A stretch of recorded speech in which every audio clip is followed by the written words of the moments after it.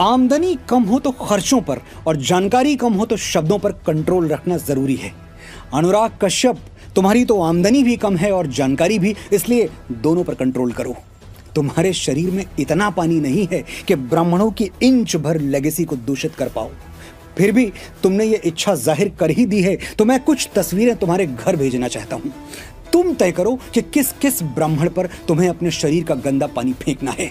आचार्य चाणक्य, चंद्रशेखर तिवारी आजाद, पेशवा बाजीराव बलाल, भगवान परशुराम, रामकृष्ण परमहंस, आदि गुरु शंकराचार्य, मंगल पांडे, अटल बिहारी वाजपेयी, तात्या टोपे, राजगुरु रामधारी सिंह दिनकर, परमवीर कैप्टन मनोज पांडे, बाल गंगाधर तिलक, पंडित दीनदयाल उपाध्याय, पंडित श्री राम शर्मा आचार्य, पंडित भीमसेन जोशी, संगीत सम्राट तानसेन, लता मंगेशकर, रानी लक्ष्मीबाई, महाकवि कालिदास, गोस्वामी तुलसीदास।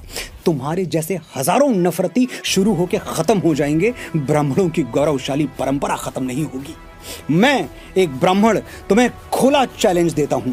इस वीडियो के नीचे कमेंट करके मेरे गिनवाए हुए 21 नामों में से कोई एक नाम चुन के बता दो। तस्वीर भेजना मेरी जिम्मेदारी। और अगर गुर्दे में इतना दम नहीं है कि अपनी बोली हुई बातों पर अटल रह पाओ और एक नाम इस वीडियो के नीचे लिख पाओ, तो भाई साहब, एक बहुत बड़े आदमी ने कहा है कि रहने के लिए दुनिया में कई अच्छी जगहें हैं, लेकिन सबसे अच्छा यही है कि औकात में रहो। ब्राह्मण भारतवर्ष का मस्तक है और इस मस्तक पर चमकते हुए भगवा तिलक पर सिर्फ ब्राह्मणों को नहीं, चारों वर्णों को अभिमान है।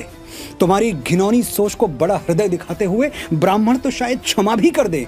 हिंदू समाज तुम जैसे अपराधियों को, सनातन द्रोहियों को, देश को तोड़ने और एकता को खंडित करने वाले वामपंथियों को कभी क्षमा नहीं करेगा। तुम बीमार हो, ईश्वर तुम्हें ठीक करे, आरोग्य प्रदान करे। जरूरत पड़ी तो 108 ब्राह्मण तुम्हारी बीमार बुद्धि के लिए हवन करेंगे। और इलाज के लिए अगर चंदा वंदा चाहिए तो हम ब्राह्मण दान लेना भी जानते हैं और दान देना भी जानते हैं। तुम्हारे इलाज का खर्चा भी हम उठाएंगे।